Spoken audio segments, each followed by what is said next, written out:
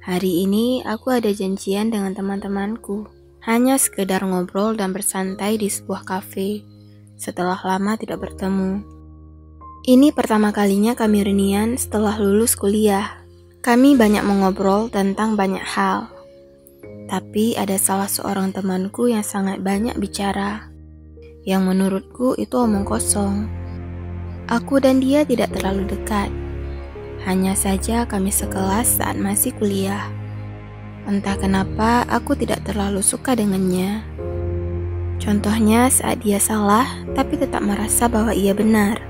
Merasa unggul akan pengetahuan dan kemampuan yang dimilikinya. Dan merasa paling pintar.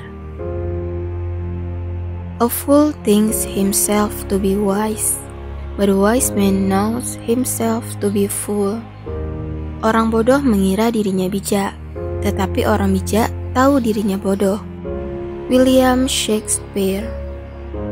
Menghadapi orang yang sok pintar mungkin membuat kamu merasa tidak nyaman atau bahkan kesal.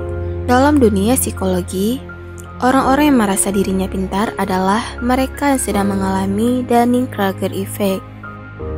Orang-orang yang terkena efek ini merasa unggul akan pengetahuan dan kemampuan yang dimilikinya.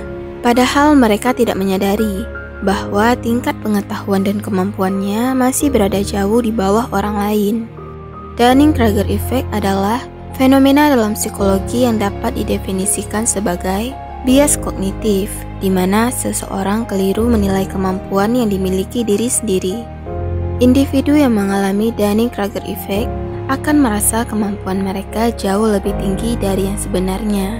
Bias ini dikaitkan dengan ketidakmampuan metakognitif untuk mengenali kemampuan mereka sendiri. Salah satu penyebab terbesar dari Dunning-Kruger effect adalah ego. Tentu setiap orang tidak ingin berpikir bahwa ia adalah orang yang tidak memiliki kemampuan. Hal ini membuat orang meningkatkan penilaian terhadap dirinya dan mengabaikan ignorance atau kelemahan diri. Teori Dunning-Kruger effect dikembangkan oleh David Dunning dan Justin Kruger pada tahun 1999. Dua profesor psikologi dari Cornell University, David dan Justin awalnya terinspirasi kasus MacArthur Wheeler, seorang pria yang merampok dua bank yang menutupi wajahnya dengan perasan air jeruk, dan yakin bahwa wajahnya akan tidak terlihat dan tidak terekam oleh kamera pengawas. Orang yang bodoh buta dengan kebodohannya sendiri. Ini mungkin salah satu kutipan yang menggambarkan Dunning-Kruger effect. Dampak negatif dari Dunning-Kruger effect. Dunning-Kruger effect adalah hal yang cukup mengkhawatirkan. Pasalnya, orang yang mengalaminya bisa jadi mempercayai informasi yang salah, lalu dengan percaya diri ia menyebarkannya kepada orang lain. Mereka pun lebih sulit menerima kritik karena yakin bahwa opininya selalu benar. Cara terhindar dari Dunning-Kruger effect.